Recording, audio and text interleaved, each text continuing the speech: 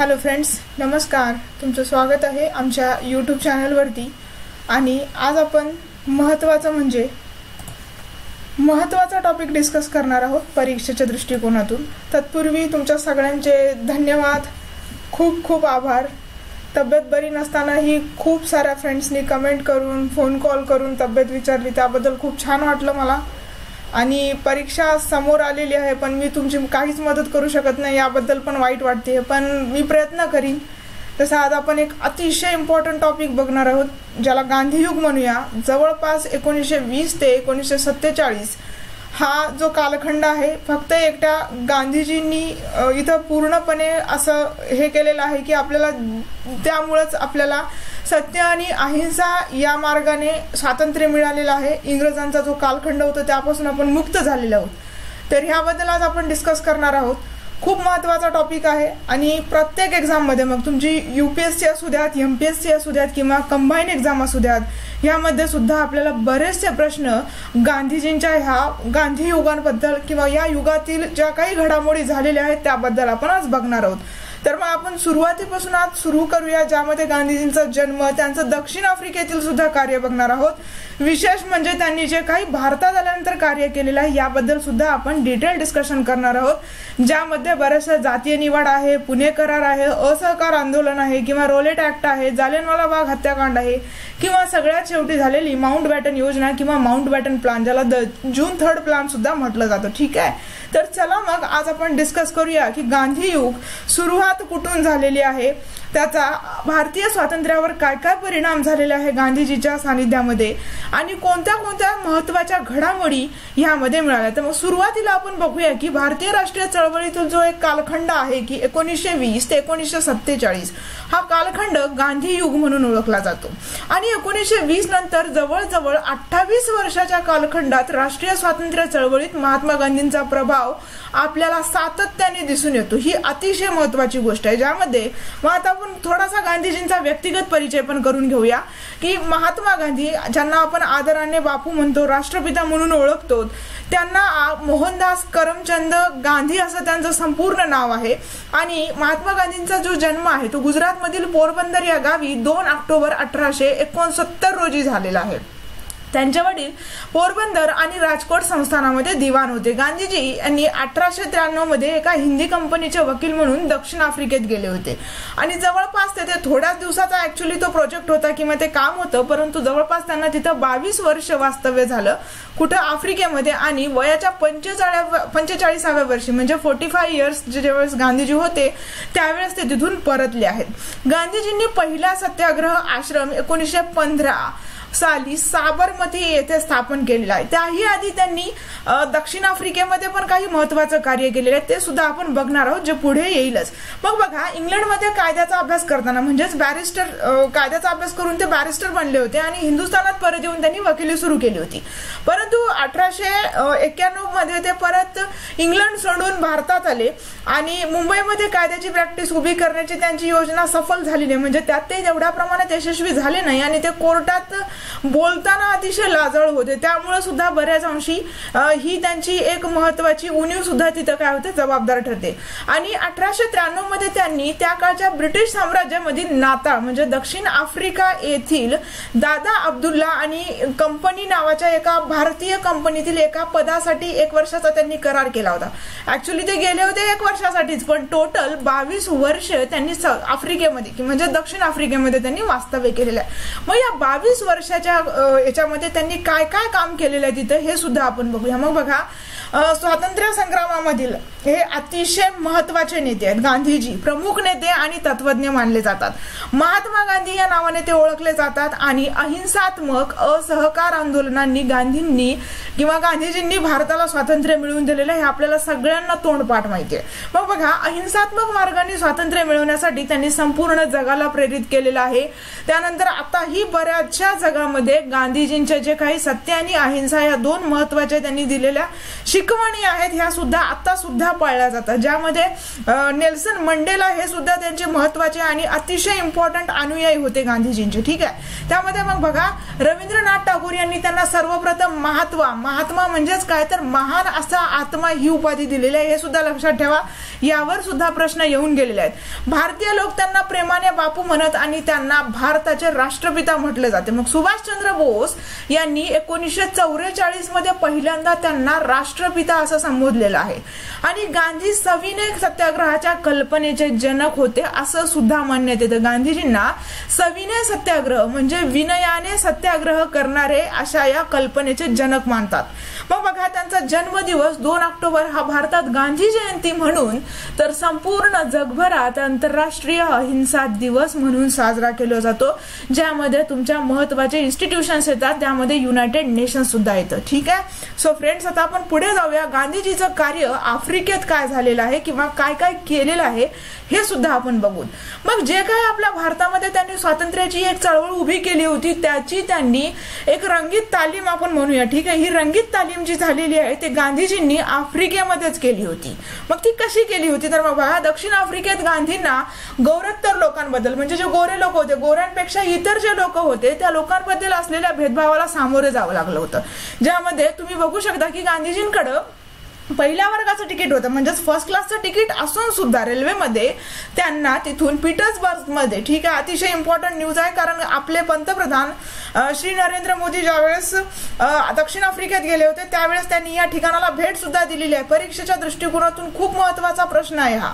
मग बघा पीटर्सबर्ग मध्ये रेल्वे अधिकाऱ्यांनी गांधीजींना काय केलं होतं, 3ऱ्या वर्गात बसण्यासाठी सांगितलं होतं, कारण पहिला वर्ग हा ब्रिटिश अधिकाऱ्यांसाठी आहे किंवा गोऱ्या लोकांसाठी आहे आणि गांधीजी यू आर ब्लॅक म्हणून त्यांनी तिथून त्यांना ढकलून सुद्धा देण्यात आले. मग बघा गांधीजींनी नकार देताच त्यांचा अपमान करून आगगाडीमधून ढकलून सुद्धा देण्यात आले.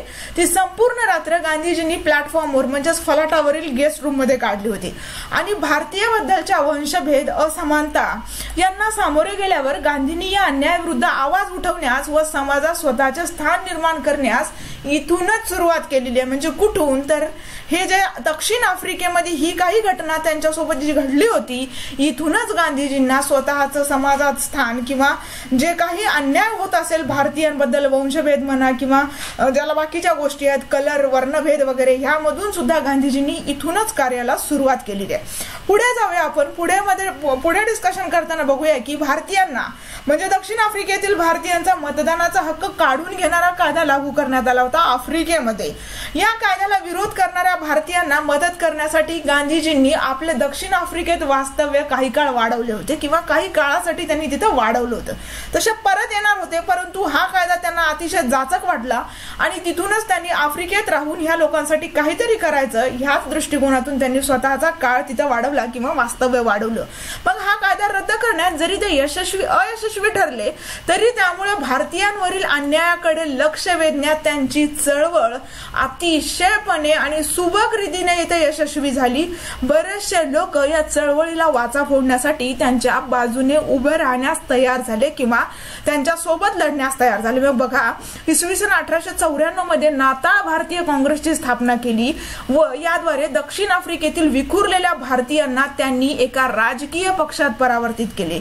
नाताळ भारतीय काँग्रेसची स्थापना कधी केली असा जर प्रश्न आला तर 1894 मध्ये कुठं झाली होती ती आफ्रिकेत झाली होती, हे आपल्याला लक्षात ठेवायचे. मग बघा इसवी सन 1906 मध्ये ट्रान्सवाल सरकारने एका नवीन कायद्याची घोषणा केली आणि या कायद्यानुसार तेथील प्रत्येक भारतीयाला स्वतःची नोंदणी करणे बंधनकारक झालं होतं. याला विरोध करण्यासाठी बोलावलेल्या सभेमध्ये त्या वर्षीच्या 11 सप्टेंबरला गांधींनी पहिल्यांदाच आपल्या अजूनही विकसित होत असलेल्या सत्याग्रह म्हणजे तोपर्यंत विकसित झाला नव्हता पूर्णपणे, ठीक आहे, सत्याग्रह किंवा अहिंसात्मक कार्यप्रणालीला तिथून काय केलेलं आहे त्यांनी अंगीकारण्यास सुरुवात केलेली आहे आणि तिथून त्यांनी त्याला आपलंसं केलेलं आहे, ज्याचा फायदा आपल्याला भारतामध्ये पूर्णपणे बघायला मिळतो. ज्यामध्ये तुमचा चंपारणचा सत्याग्रह असू द्यात किंवा मग काही गिरणी कामगारांचा लढा असू द्यात यामध्ये आपल्याला बघायला मिळतो. ठीक आहे, पुढे बघूया. त्यांनी भारतीय बांधवांना अहिंसक पद्धतीने या कायद्यास विरोध करण्यास सांगितले व असे करताना झालेले अत्याचार सहन सुद्धा करण्यास सांगितलेलं आहे. यालाच त्यांनी अहिंसा आणि सत्याच्या मार्गाने चालणं असं सुद्धा म्हटलेलं आहे. ठीक आहे. मग बघा, सरकारने भारतीय आंदोलकांचा हा विरोध यशस्वीरित्या मोडून काढला, तरी पण या अहिंसक चळवळीची व लोकशोभाची नोंदणी घेण्यास आणि गांधींशी वाटाघाटी करण्यास स्वतः तत्वज्ञ असलेल्या आफ्रिकेतील नेता जॉन ख्रिस्टियन स्मर्ट्स यांना स्वतः यावं लागलं. यांना तिथे येण्यास भाग पाडलं गांधीजींनी. ठीक आहे. मग पुढे बघा, शांततामय मार्गाने निदर्शन करणाऱ्या निदर्शकांवरील दक्षिण आफ्रिकेच्या सरकारने केलेल्या कठोर कार्यवायामुळे इथं लोकक्षोभ निर्माण झाला होता आणि गांधीजींच्या कल्पनांनी इथूनच आकार घ्यायला सुद्धा सुरुवात केली. इथून आकार घेतला आणि सत्याग्रहाची संकल्पना याच संघर्ष झाला होता, या संघर्षादरम्यान तिथं परिपक्व झालेली आहे. ठीक आहे. चला तर पुढे बघूया. मग आता बघा, इसवी सन 1915 मध्ये गांधीजी कायमसाठी भारतात परतले आणि हे 9 जानेवारी 1915 मध्ये भारतात आले होते. हा दिवस एक विशेष दिवस म्हणून आजही काय म्हणता येत ज्याचं एक साजरा करण्यात येतो. त्याला भारतीय प्रवासी किंवा अनिवासी जे काही प्रवासी आहेत, दुसऱ्या देशामध्ये राहतात, ते ह्या दिवशी विशेष भारतात येतात. काही कार्यक्रमांचं आयोजन केलं जातं. काही आपले भारतीय वंशाचे लोक आहेत, दुसऱ्या देशामध्ये आहेत, तिथं काही महत्वाची कामगिरी बजावत असतील तर त्यांना इथं पुरस्काराने सन्मानित सुद्धा करण्यात येतं. मग एक प्रश्न इथून तुमच्यासाठी आहे की हा भारतीय प्रवासी दिवस जो आहे हा कोणत्या वर्षीपासून सुरू करण्यात आला होता आणि कोणत्या पंतप्रधानांनी तो सुरू करण्यास सुरुवात केलेली आहे, ती अतिशय महत्वाची गोष्ट आहे जे तुम्ही मला कमेंट बॉक्स मध्ये सांगणार आहात. मग बघा, एक प्रमुख भारतीय राष्ट्रवादी थिओरिस्ट आणि संघटक अशी त्यांची आंतरराष्ट्रीय ख्याती होती आणि आजही आहे. ते भारतीय राष्ट्रीय काँग्रेसच्या अनेक संमेलनातून बोललेले आहेत. खऱ्या अर्थी भारताचे राजकारण व समस्या यांचा परिचय त्यांना गोपाळ कृष्ण गोखले यांनी करून दिलेला आहे आणि गोपाळ कृष्ण गोखले यांना गांधीजींचे गुरु म्हणून सुद्धा ओळखलं जातं. ठीक आहे, मेंटॉर. मग बघा, गोपाळ कृष्ण गोखले हे तेव्हा भारतीय राष्ट्रीय काँग्रेसचे प्रमुख नेते होते, जी भारतीय राष्ट्रीय काँग्रेस 1885 मध्ये स्थापन झाली होती. मग गोखले त्यांच्या संयमी, संतुलन आणि व्यवस्थेच्या आतमध्ये राहून काम करण्याच्या एका आग्रहाबद्दल ओळखले जातात आणि ते गांधीजींचे राजकीय गुरु म्हणून सुद्धा ओळखले जातात, ज्यांचा पूर्णपणे काय म्हणता येतील पूर्णपणे त्यांच्या याच्यावर चालण्यासाठी गांधीजी हे होते. ठीक आहे. गांधीजी तसे वागायचे सुद्धा, कारण अतिशय संयमी नेते किंवा संतुलित नेते आणि व्यवस्थेच्या आतमध्ये राहून काम करणारे, आणि गांधीजींचं कार्य पण अगदी तसंच होतं. ठीक आहे. मग अजून एक प्रश्न तुमच्यासाठी की गांधीजींचे गुरु तर गोपाळ कृष्ण गोखले होते, पण गोपाळ कृष्ण गोखले स्वतःचे गुरु कोणाला मानित असत हे तुम्ही मला कमेंट बॉक्स मध्ये सांगा. हा प्रश्न सुद्धा अतिशय महत्वाचा आहे आणि ते नेते सुद्धा महत्वाचे आहेत, कारण ते नेते महाराष्ट्रातील एक महत्वाचे समाज सुधारक आहेत. ठीक आहे. मग बघा, गांधींनी गोखल्यांच्या जे काही ब्रिटिशांच्या विगिश परंपरा होत्या या आधारित उदार दृष्टिकोन अनुसरला आणि तो पूर्णपणे भारतीय दिसण्यासाठी सुद्धा बदलला. आणि 1920 मध्ये लोकमान्य टिळकांचा म्हणजे टिळक पर्वाचा ज्यावेळेस पूर्णपणे इथं एक असं म्हणू शकतो की संपुष्टात आलं टिळक पर्व, तिथून गांधीजींनी पूर्णपणे भारतीय जे काही राजकारण होतं किंवा जे काही भारताची त्यावेळेसची स्थिती होती, सद्यस्थिती, त्यामध्ये पूर्ण एक स्वतःला राष्ट्रीय नेत्याचं किंवा राष्ट्रीय सभेचे प्रमुख नेते बनवलं. ऍक्च्युअली भारतामध्ये 1915लाच गांधीजी आले होते. पूर्ण 5 वर्षे सरळ राजकारणामध्ये त्यांनी कुठलाही हस्तक्षेप केले नाही. या दरम्यान त्यांनी बऱ्याचशा गोष्टी केल्या ज्या आता आपण गांधी युग जे भारतामध्ये सुरू झालेलं आहे किंवा गांधी पर्व भारतामध्ये आहे त्याबद्दल डिस्कस करूया. मग बघा, गांधीजींचं भारतातील कार्य. आता 15 मध्ये आले गांधीजी खरं आहे, पण 20 पर्यंत ते राजकारणापासून दूर होते. कारण का, त्यांची अशी इच्छा होती जोपर्यंत मी खेड्यापाड्यांपर्यंत भारत जाऊन बघणार नाही तोपर्यंत मला भारताची काय स्थिती चालू आहे, सध्या परिस्थिती काय आहे, कोणत्या गटावर किंवा कोणत्या वर्गावर कुठपर्यंत अत्याचार चाललेले आहेत, ह्या सगळ्यांसाठी गांधीजींनी पूर्ण 2 वर्षे पूर्ण भारत दर्शन केलेलं आहे. ठीक आहे. ही अतिशय महत्वाची गोष्ट आहे. आणि तिथूनच त्यांनी ज्यावेळेस पहिल्यांदा सुरुवात केली तो म्हणजे अतिशय महत्वाचा चंपारण सत्याग्रह, ज्याला 2017 मध्ये म्हणजेच 10 एप्रिल 2017 मध्ये 100 वर्ष म्हणजेच 1 सेंचुरी पूर्ण झालेली आहे. हा सुद्धा प्रश्न येऊ शकतो, हे सुद्धा तुम्ही लक्षात ठेवायचे. ठीक आहे. मग बिहार मधील चंपारण येथील युरोपियन निळीच्या मळेवाल्याकडून, जे मळेवाले होते, या मळेवाल्याकडून 3 कठिया, ज्याला 3 कठिया सुद्धा म्हटलं जातं, ही पद्धतीमार्फत गरीब शेतकऱ्यावर अतिशय अत्याचार होत असत। आणि चंपारण बिहारमधील जमीनदार, जो प्रामुख्याने ब्रिटिश होते, स्थानिक शेतकऱ्यांना सक्तीने निळीचं उत्पादन करावयास लावत, त्यांना योग्य मोबदला पण मिळत नसे आणि यामुळे ते सतत गरिबीत राहत, त्यांचं आरोग्य व्यवस्थित नसायचं, त्यांना खाण्यापिण्याच्या गोष्टी किंवा ज्याला तुम्ही जे अन्न वगैरे म्हणतो हे सुद्धा व्यवस्थित मिळायचं नाही। मग बघा, शेतकऱ्यांची गावे अत्यंत घाणेरडी आणि आरोग्याच्या दृष्टीने अतिशय हानिकारक ठेवली जातात। आणि यावर भर म्हणजे तेथील दुष्काळ। पण इंग्रजांनी तरीही अनेक जाचक कर त्यांच्यावर लादले होते आणि ते वाढतच होते, ते कमी करण्याचा कुठलाही इंग्रजांचा मानस नव्हता। आणि ह्याच गोष्टीचा विरोध करण्यासाठी 10 एप्रिल 1917 मध्ये गांधीजींना राजकुमार शुक्ल नावाच्या स्थानिक नेत्याने शेतकऱ्यांची सगळी परिस्थिती सांगितली, त्यांच्यावर कसे अत्याचार होतात, त्यांच्यावर कसे कर लादले जातात, त्यांना कशी सक्ती केली जात आहे नीळ उत्पादन घेण्याची, या सगळ्यासाठी किंवा ही सगळी परिस्थिती बघण्यासाठी आणि योग्य रीतीने हाताळण्यासाठी गांधीजींना आमंत्रित केले। कोणी आमंत्रित केले तर राजकुमार शुक्ल यांनी। ठीक आहे, ह्या व्यक्तींचं नाव सुद्धा खूप महत्वाचं आहे, आपल्याला जे लक्षात ठेवायचंय। ठीक आहे,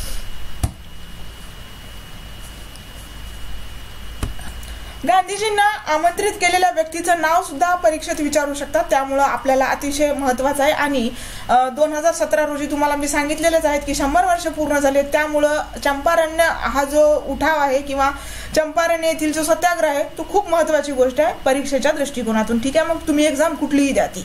मग बघा, या सत्याग्रहामुळे शासनाने चंपारण्यातील अन्याय दूर करणारा कायदा 1918 मध्ये संमत केला आणि याच्यासाठी एक समिती सुद्धा किंवा कमिटी सुद्धा गठीत करण्यात आली होती।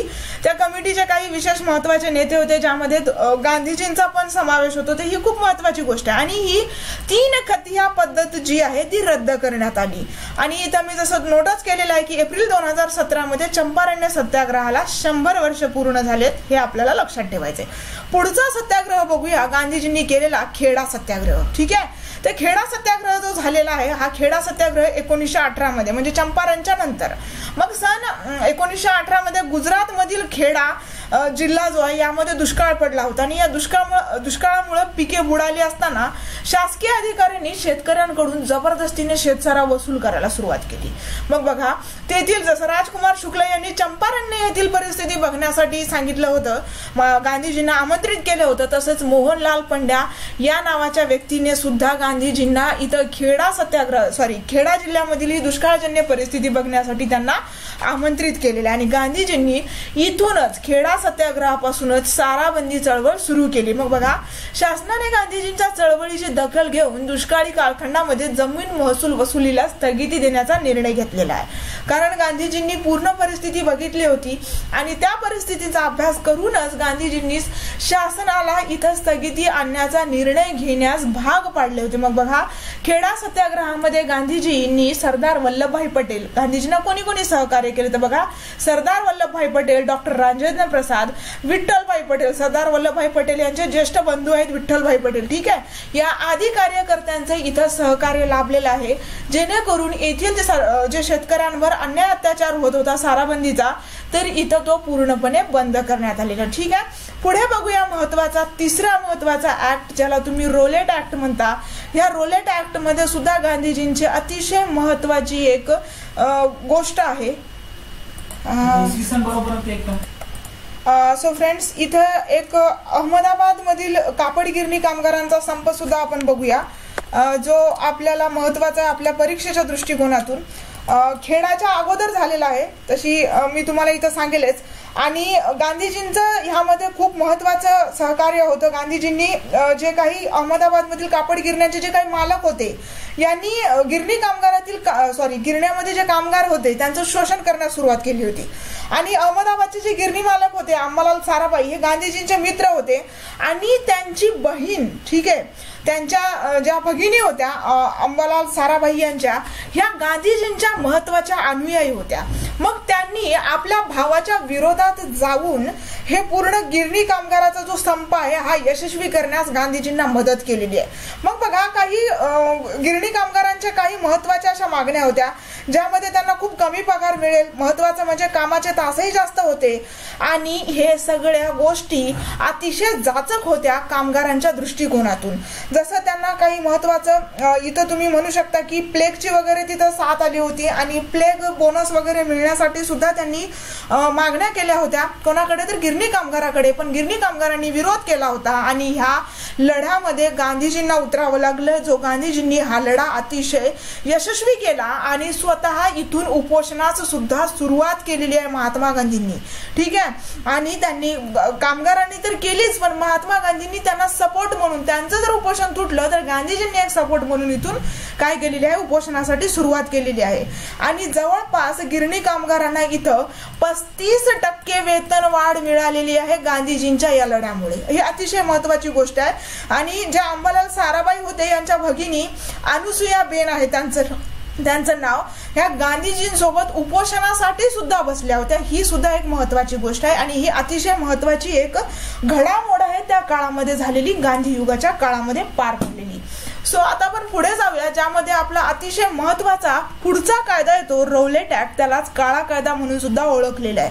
आता हा काळा कायदा कसा आहे आणि ह्याच्या विरोधात काय काय कामं झालेले आहेत हे सुद्धा आपण बघूया. मग बघा, रौलेट ऍक्ट हा जो आहे 1919 मध्ये संमत करण्यात आला होता. कोणाकडून तर ब्रिटिशांकडून. आणि भारतातील राष्ट्रीय आंदोलन आणि क्रांतिकारी जे आहेत, भारतीय राष्ट्रीय आंदोलन व क्रांतिकारी चळवळीला प्रतिबंध घालण्याकरिता ब्रिटिश शासनाला एका नवीन कायद्याची इथं आवश्यकता भासत होती, ज्याला त्यांनी नाव दिलेलं आहे रौलेट कायदा, रौलेट ऍक्ट. ठीक आहे, आणि याच रौलेट कायद्याला किंवा रौलेट ऍक्टला भारतीयांनी काळा कायदा किंवा ब्लॅक ऍक्ट सुद्धा म्हटलेलं आहे. हे सुद्धा लक्षात ठेवा तुम्ही. मग या कायद्याचा अहवाल तयार करण्याकरिता शासनाने सर सिडनी रौलेट यांच्या अध्यक्षतेखाली एक समिती नेमली होती आणि या समितीने तयार केलेला अहवाल एप्रिल 1918 मध्ये, ज्यामध्ये anarchical and revolutionary crime act, ज्याला रौलेट म्हटलेला आहे, हा पास केला. आणि या कायद्यातील तरतुदीनुसार कोणत्याही व्यक्तीला विना चौकशी अटक करण्याचा अधिकार शासनाला मिळणार होता. अटक करण्यात आलेल्या व्यक्तीची 3 न्यायाधीशांच्या चौकशी मंडळापुढे चौकशी करून शिक्षा करण्याचा अधिकार शासनाला मिळाला होता. आणि म्हणूनच याला एक काळा कायदा किंवा यालाच ब्लॅक ऍक्ट म्हणून नाव दिलेलं आहे. ठीक आहे, हे सुद्धा आपल्याला लक्षात ठेवायचं. पुढे बघूया ह्या कायद्याचे काय काय दुष्परिणाम आपल्या भारतीयांवर झालेले आहेत. मग गांधीजींनी 1919 मध्ये रौलेट कायद्याच्या निषेधार्थ एक सभा घेतली होती. 6 एप्रिल 1919 हा संपूर्ण भारतभर सत्याग्रहाचा दिवस म्हणून पाळण्याचा निर्णय घेण्यात आला होता. या दिवशी हरताळ, उपवास, निषेध, मिरवणुकी आणि निषेध सभा असा कार्यक्रम त्यांनी जाहीर करण्यात आला. आणि 6 एप्रिल 1919 रोजी हा सत्याग्रहाचा कार्यक्रम यशस्वीरित्या पार पडला. हा काँग्रेस मार्फत पाळण्यात आलेला अखिल भारतीय बंद होय. ही महत्वाची गोष्ट आहे. ठीक आहे, काँग्रेस सुद्धा यामध्ये सहभागी होतं. मग आता बघा, ह्या कायद्याच्याच विरोधात एक अतिशय महत्वाचं आणि खूप दुर्दैवी हत्याकांड आपल्या देशात झालेलं आहे, ज्याला आपण जालियनवाला बाग मॅसेकर किंवा जालियनवाला बाग हत्याकांड म्हणतो, जे 1919 मध्ये झालेलं आहे. या कायद्याच्या विरोधात इथं काय झालेले आहे, जमावबंदी, जे काही लोक जमा झाले होते त्यांना माहीत नव्हतं आणि तिथं जनरल डायर आणि जनरल ओडवायर यांनी तिथं बेछूट गोळीबार केलेला आहे आपल्या गरीब जनतेवर आणि त्यामध्ये खूप लोकांचा मृत्यू सुद्धा झालेला आहे. ठीक आहे, तर मग बघा, चौथी आणि विशेष महत्वाची गोष्ट गांधी युगामधली, ज्याला तुम्ही जालियनवाला बाग हत्याकांड म्हणूया, ही 1919 मध्ये झाली. मग बघा, सरकारने तेथील जे स्थानिक नेते होते पंजाबचे, त्यामध्ये डॉक्टर सैफुद्दीन किचलू आणि डॉक्टर सत्यपाल या 2 नेत्यांना इथं अटक केली होती. यांना अटक केल्यामुळे पंजाबमधील अमृतसर शहर जे आहे, जिथं आपलं सुवर्ण मंदिर वगैरे आहे, ठीक आहे, या अमृतसर शहरात एक निषेध सभा बोलवण्यात आली. लोकांमधील असंतोष लक्षात घेऊन सरकारने जमावबंदी व सभाबंदी आदेश लागू केला होता. परंतु सरकारी आदेशाला न जुमानता आणि जे काही खेड्यापाड्यातील जनता होती त्यांना याबद्दल काहीच माहित नव्हतं, तरीही ते लोक 13 एप्रिल 1919 रोजी जालियनवाला बागेत निषेध सभेमध्ये ते सहभागी झाले आणि या सभेला खूप मोठ्या प्रमाणात, मोठ्या संख्येने लोक तिथे जमले होते. मग सरकारच्या आदेशाविरुद्ध इतक्या मोठ्या संख्येने लोक एकत्र आल्याचे पाहिल्यावर तेथे बंदोबस्तासाठी उपस्थित असलेला जनरल डायर हा जो अधिकारी आहे, इंग्रज अधिकारी आहे, हा अधिक संतप्त झाला. आणि त्याने निशस्त्र लोकांना चहूबाजूंनी घेरले आणि या जमावाला कुठलीही पूर्व सूचना न देता गोळीबार करण्याचा आदेश त्यांनी त्यांच्या सैनिकांना दिला, ज्यामध्ये हजारो लोक तिथं मृत्युमुखी पडले होते आणि असं म्हटलं जातं जवळपास 1600 फैरी तिथं झाडण्यात आल्या होत्या बंदुकीच्या गोळीच्या. आजही जालियनवाला बागमध्ये त्या लोकांच्या म्हणजे जे लोक इथं मृत्युमुखी पडले होते त्यांच्या स्मरणार्थ तिथं हे झालेलं आहे. आपण असं म्हणू शकतो की एक असं स्मृती स्थळ तिथं बांधलेलं आहे. आणि जे काही इंग्लंडचे मागचे पंतप्रधान होते डेव्हिड कॅमेरून यांनी तिथं जाऊन एक आदरांजली श्रद्धांजली त्या लोकांना वाहिलेली आहे आणि माफी सुद्धा मागितलेली आहे त्याबद्दल. ठीक आहे, पुढे बघूया आपण. आणि इतक्या साऱ्या लोकांचा मृत्यू होण्यामागचं एक कारण काय, ही अतिशय जी बाग आहे, ही जालियनवाला जी बाग आहे ही बंदिस्त होती आणि तिला बाहेर निघण्यासाठी एकच दरवाजा होता. एका दरवाजातून किती लोक निघणार पाहिजे, ज्यामध्ये बायका होते, मुलं होते, वृद्ध जे कोणी जमलेले असतील त्यांनी जसे वाचतील तसे निघलेत, परंतु जे नाही वाचू शकले त्यांचं तिथे दुर्दैवी अंतच झालेला आहे. पुढे बघूया आपण. महत्वाचं म्हणजे बघा, सरकारच्या अंदाजानुसार जवळपास मृत्यू पावलेल्या लोकांची संख्या सुमारे 400 इतकीच होती, परंतु प्रत्यक्षात ती संख्या जर बघितली तर ती हजारो मध्ये होती. आजही आपल्याला ऐकायला मिळतं त्याबद्दल. मग बघा, जालियनवाला बाग हत्याकांडाच्या वेळी पंजाबचा जो गव्हर्नर आहे हा मायकल ओडवायर होता. ह्यावर प्रश्न आपल्याला नेहमी बघायला मिळतात. ठीक आहे, त्यानंतर बघा, जालियनवाला बाग हत्याकांड चौकशीसाठी सरकारनं हंटर कमिटी नेमली होती आणि या हंटर कमिटीनं फारसा काही जनरल डायरला वगैरे असं काही फार मोठं हे केलेलं नाही, त्याला फक्त निलंबित केलं आणि हे केलेलं आहे, त्याला थोडासा बाकी काही केलेलं नाही, त्याच्या विरोधात अशी काही विशेष मोठी अशी शिक्षा दिलेली आहे. हंटर कमिटी कधी नेमण्यात आली होती, हंटर कमिशन, तर 1 ऑक्टोबर 1919 रोजी ही नेमली होती. आणि या घटनेच्या निषेधार्थ आपल्या देशातील 2 महत्वाच्या महान नेत्यांनी म्हणजेच रवींद्रनाथ टागोर यांनी सर या पदवीचा काय केलेला आहे, तिथं त्याग केलेला आहे आणि गांधीजींना कैसरे हिंद ही पदवी मिळाली होती. या पदवीचा गांधीजींनी पदत्याग केलेला आहे. हे सुद्धा दोन्ही उदाहरणं लक्षात ठेवा तुम्ही. गांधीजींना कैसरे हिंद कशी मिळाली होती हे तुम्ही मला कमेंट बॉक्स मध्ये सांगायचंय की कोणत्या कारणामुळे गांधीजींना कैसरे हिंद ही पदवी मिळालेली होती. पुढे बघूया, जालियनवाला बाग हत्याकांड नंतर खिलाफत चळवळ. आता सगळ्यांनाच माहिती आहे खिलाफत चळवळ. जगभराचे जे मुस्लिम आहेत त्यांचं महत्वाचं म्हणजे एक भक्तिभावाचं स्थान म्हणजे तुर्कस्तानचा खलिफा. खलिफाला ते आपला धर्मगुरू मानत असतात आणि भारतीय मुस्लिम जनतेची निष्ठा तुर्कस्तानच्या खलिफासोबत निगडीत होती, आजही आहे. तुर्कस्तानच्या खलिफाने पहिल्या महायुद्धाच्या काळात जर्मनीच्या बाजूने युद्धात प्रवेश केला होता आणि युद्धाच्या समाप्तीनंतर तुर्कस्तानच्या खलिफाच्या सत्तेला कोणताही धोका पोहोचणार नाही असं आश्वासन ब्रिटिशांनी भारतीय मुस्लिमांना दिलं होतं किंवा भारतीय मुस्लिम नेत्यांना दिलं होतं. हे सुद्धा महत्वाची गोष्ट आहे. पण बघा, या आश्वासनास प्रमाण म्हणून भारतीय मुस्लिमांनी ब्रिटिशांना युद्धात मदत केली, परंतु जसंही युद्ध संपलं, युद्ध समाप्तीनंतर ब्रिटिश शासन तुर्कस्तानची सत्ता नष्ट करून खलिफाची गादी नष्ट करणार अशी बातमी सर्वत्र पसरली होती आणि ह्याच्याच विरोधात खिलाफत चळवळ 1920 मध्ये सुरू करण्यात आली होती, ज्याचे काही महत्वाचे नेते सुद्धा आहेत. ठीक आहे, हे सुद्धा तुम्ही लक्षात ठेवायचे. पुढे बघूया, तेव्हा भारतीय मुस्लिम नेत्यांनी तुर्कस्तानच्या खलिफाची सत्ता टिकवण्याकरिता व धर्मक्षेत्राचे रक्षण करण्याकरिता ब्रिटिश शासनाविरुद्ध चळवळ करण्याचा निर्णय केला. ही चळवळ खिलाफत चळवळ म्हणून ओळखली जाते, ज्यामध्ये काही महत्वाचे आता खिलाफतचे जे प्रश्न सोडवण्याकरिता राष्ट्रीय काँग्रेसमधील महात्मा गांधीजी, त्यानंतर लोकमान्य टिळक, डॉक्टर राजेंद्र प्रसाद इत्यादी नेत्यांनी या चळवळीला पाठिंबा देण्याचा निर्णय सुद्धा घेतला होता. आणि खूप महत्वाची गोष्ट आहे ही, इथूनच तुम्हाला रेड शर्ट, ज्याला तुम्ही लाल सदरा किंवा अजून एक महत्वाचं नाव आहे त्याला, ह्यामध्ये आपल्याला अजून काही महत्वाच्या गोष्टी बघायला भेटतील. जसं खिलाफत चळवळीचं जे अधिवेशन आहे त्याचं अध्यक्षपद गांधीजींनी भूषवलं होतं. दुसऱ्या दिवशीच्या परिषदेचे जे अध्यक्षपद वगैरे आहे यामध्ये, आणि बऱ्याचशा नेत्यांनी यांना सपोर्ट सुद्धा केला होता, ज्यामध्ये हिंदू मुस्लिम ऐक्य सुद्धा बघायला मिळालेले आणि अतिशय महत्वाची चळवळ आहे खिलाफत चळवळ, जी काय म्हणता येईल त्यावेळी हिंदू मुस्लिम ऐक्य असणं, ज्याला आपण एक ऐक्यता किंवा युनिटी म्हणतो, ही या दोन्ही गोष्टीमुळे काय झालेली आहे, एकत्र आलेली आहे.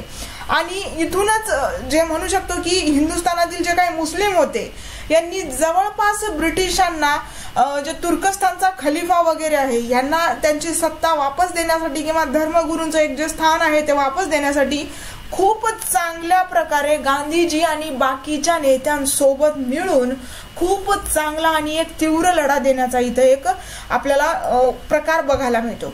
पुढे बघूया आपण. ह्याच्यानंतर अतिशय महत्वाची गांधी युगातील पुढची जी घटना आहे तिला असहकार चळवळ म्हणतात. That is non cooperation movement, जी 1920 पासून सुरुवात झालेली आहे.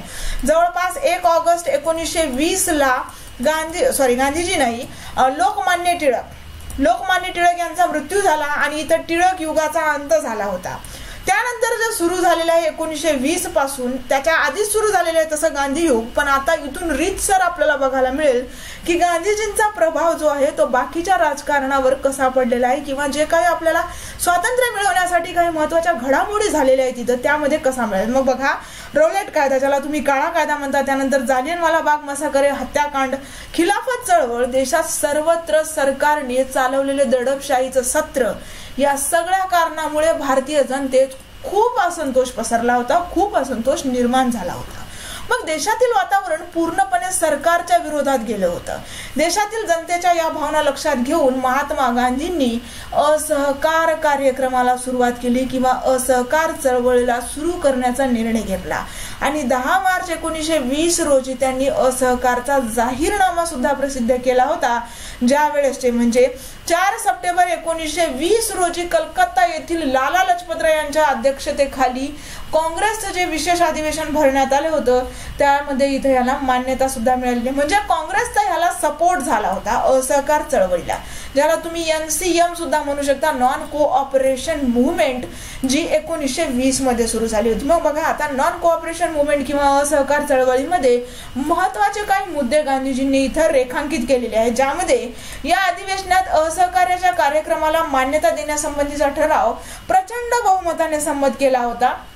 कधी कधी तेथील विशेष अधिवेशन आहे याचे अध्यक्ष सुद्धा विचारतात, त्यावर सुद्धा आपल्याला भर द्यायचे, ते सुद्धा आपल्याला लक्षात ठेवायचे. मग बघा, या कार्यक्रमात कोणत्या गोष्टींचा अंतर्भाव किंवा कोणत्या गोष्टी इन्क्लूड करण्यात आल्या होत्या. तर यात पहिली गोष्ट आहे सरकारने दिलेल्या सन्मानार्थक पदव्या व मान सन्मान त्यांचा त्याग करणे. दुसरी आणि अतिशय महत्वाची गोष्ट जी सामान्य माणसाशी रिलेटेड आहे, सरकारी शाळा, महाविद्यालय व इतर शैक्षणिक संस्था यावर बहिष्कार टाकणे. मुलांच्या शिक्षणासाठी राष्ट्रीय शिक्षण संस्था सुद्धा स्थापन केल्या होत्या आणि स्थापन करणे हे महत्वाचं उद्दिष्ट सुद्धा या कार्यक्रमाचं होतं. त्यानंतर सरकारी कचेऱ्या व न्यायालय यावर बहिष्कार टाकणे, परकीय मालावर बहिष्कार टाकणे, सरकारी समारंभ व कार्यक्रम यात सहभाग न घेणे किंवा न होणे आणि सुधारणा कायद्याअंतर्गत घेण्यात येणाऱ्या प्रांतिक निवडणुकांवर बहिष्कार टाकणे. ह्या काही महत्वाच्या गोष्टी आहेत ज्यांचा अंतर्भाव असहकार चळवळीमध्ये झाला होता आणि करण्यात आला होता. मग ते जे काही अधिवेशन होतं ते बघा. मग आता असहकार चळवळ तर कंटिन्यू चालत होती, जवळपास ती 2 वर्ष चालली, पण शेवटी एक अशी दुर्दैवी घटना घडली ज्यामुळे गांधीजी पूर्णपणे व्यथित झाले आणि त्यांनी तिथं ती चळवळ मागे घेण्याचा प्रयत्न केला, मागे पूर्णपणे घेतली, जी आहे चौरी चौरा घटना. ठीक आहे, चौरी चौराची जी दुर्घटना झाली होती उत्तर प्रदेश या ठिकाणी 1922 मध्ये, ही अतिशय व्यथित करणारी घटना झाली आणि इथूनच गांधीजींना जे व्यवस्थितरित्या चाललेलं आंदोलन होतं किंवा अतिशय विनम्रपणे चाललेली ही जी काही चळवळ होती ती मागे घ्यावी लागली, जेणेकरून ह्याच चळवळीमुळे पुढे काँग्रेसमध्ये एक स्वराज्य पक्ष सुद्धा पुढे स्थापन करण्यात आलेला आहे, जे आपण पुढे बघणार आहोत. मग बघा, डिसेंबर 1921 मध्ये अहमदाबाद येथे राष्ट्रीय सभेचं अधिवेशन झाले, that is Indian national Congress, आणि हजारो कार्यकर्ते तुरुंगात असतानाही असहकार चळवळ अतिशय जोमानं चालू ठेवण्याचा निर्णय या अधिवेशनात घेण्यात आला होता. मग बघा, 5 फेब्रुवारी 1922 रोजी यूपी म्हणजेच उत्तर प्रदेश गोरखपूर जिल्ह्यात चौरी चौरा हे गाव आहे. या चौरी चौरा गावी जमावाने पोलीस चौकी जाळली. पोलीस चौकी जाळली म्हणजे आत पोलीस असताना बाहेरून दरवाजा लावून पूर्णपणे ती जाळून टाकली, ज्यामध्ये एक पोलीस अधिकारी आणि बाकी त्यांचे सैनिक ठार झाले, ज्यामध्ये टोटल त्यांची संख्या 22 होती. म्हणजे 22 पोलीस ठार झाले होते. आणि जे काही तुमचे शिपाई वगैरे होते हे तर भारतीयच असायचे, त्यांचा अधिकारी जरी इंग्रज असला तरी मग ही बातमी गांधीजींना अतिशय व्यथित करून गेली आणि ह्यामुळे ही चळवळ हिंसक बनत चाललेली आहे. म्हणून असहकार चळवळ गांधीजींनी मागे घेण्याचं ठरवलं, जी 12 फेब्रुवारी 1922 रोजी जाहीर केली. ती चळवळ स्थगित झाली म्हणून. कारण आपल्याला माहित आहे गांधीजींचं सत्य आणि अहिंसा, अहिंसा म्हणजे कुठल्याही जीवाला किंवा कुठल्याही प्राणी मात्राला त्रास होऊ नये अशीच गांधीजींची वागणूक होती आणि अशीच गांधीजींची शिकवण होती. पण इथं 22 पोलीस ठार झाल्यामुळे गांधीजींनी ही चळवळ 12 फेब्रुवारी 1922 रोजी स्थगित केल्याचं जाहीर केलं. आणि काँग्रेसचे जे इतर नेते होते जसे पंडित जवाहरलाल नेहरू होते किंवा चित्तरंजन दास होते किंवा अजून काही नेते होते, त्यामध्ये सुभाषचंद्र बोस पण बघायला मिळतात आपल्याला. ह्यांचं म्हणणं होतं की गांधीजी एवढी मोठी चळवळ चालू आहे जी अतिशय यशस्वीरित्या पूर्णपणे चालू आहे, मग तुम्ही मागे नका घेऊ, या छोट्या मोठ्या गोष्टींकडे किंवा या घटनांकडे लक्ष नका देऊ. पण गांधीजींनी मान्य नाही केलं आणि इथूनच आपल्याला काँग्रेस पासून एक स्वराज्य पक्ष स्थापन व्हायला बघायला मिळतो, जो पुढे आपण बघणार आहोत. मग बघा 10 मार्च 1922 ला गांधींना अटक होऊन 6 वर्षांची जेल सुद्धा किंवा शिक्षा सुद्धा झालेली आहे. पण त्यांच्या आरोग्याच्या दृष्टिकोनातून त्यांना नंतर रिलीज पण करण्यात आलं, सोडण्यात पण आलं. पुढचं बघूया महत्वाचं. ह्याच्यानंतर म्हणजे असहकार चळवळ स्थगित झाल्याच्या नंतर गया येथे इंडियन नॅशनल काँग्रेसचं म्हणजे भारतीय राष्ट्रीय काँग्रेसचं एक अधिवेशन सुद्धा पार पडलेलं आहे, ज्यामध्ये काही महत्वाच्या गोष्टी घेण्याचे विशेष होतं. ठीक आहे. तर मग बघा असहकार चळवळीच्या स्थगितीनंतर 1922च्या डिसेंबर महिन्यात सहसा काँग्रेसची सगळी अधिवेशनं डिसेंबरमध्येच बघायला मिळतात आपल्याला. मग बघा डिसेंबर महिन्यात गया हे तुम्हाला बिहारमध्ये बघायला मिळेल. ह्या अधिवेशनामध्ये हे काही महत्वाच्या गोष्टी इथं हे केल्या. त्यामध्ये या अधिवेशनात कायदे मंडळाच्या प्रवेशासंबंधी वाद निर्माण झाला. मग कायदे मंडळात प्रवेश करायचा तर तो एक गट निर्माण झाला आणि त्याला विरोध करणारा एक गट निर्माण झाला. मग इथूनच वादाला सुरुवात झालेली आहे. मग बघा गया अधिवेशनाचे जे अध्यक्ष होते, अतिशय महत्वाची गोष्ट आहे, गया अधिवेशनाचे अध्यक्ष जे आहे चित्तरंजन दास, ज्याला आपण CR दास म्हणूया, ठीक आहे, ज्यांना आपण CR दास म्हणून ओळखतो, यांची निवड करण्यात आली. मात्र ते भारतीयांच्या कायदे मंडळाच्या प्रवेशाबाबत अतिशय जास्त अनुकूल होते. चित्तरंजन दास आणि पंडित जवाहरलाल नेहरू यांचं असं म्हणणं होतं की आपण कायदे मंडळात प्रवेश करून जे गव्हर्नमेंट आहे किंवा शासन आहे यांना आपण आतून मोकळ केलं पाहिजे. म्हणजे आपण जर त्यांना तिथं विरोध करत राहिलो तर ते आपल्यावर असे जाचक कायदे किंवा जाचक जे काही ऍक्ट लावतात हे करणार नाहीत असं त्यांचं म्हणणं होतं. पण बघा पुढे चालून पंडित मोतीलाल नेहरू होते चित्तरंजन दास यांच्या सोबत सुद्धा. मग यांचा पाठिंबा तर दुसऱ्या बाजूला काँग्रेसचे बहुसंख्य कार्यकर्ते या मताचे होते. मी चुकून तुम्हाला पंडित नेहरू सांगितले, तिथे पंडित मोतीलाल नेहरू आहेत, हे लक्षात ठेवा थोडंसं.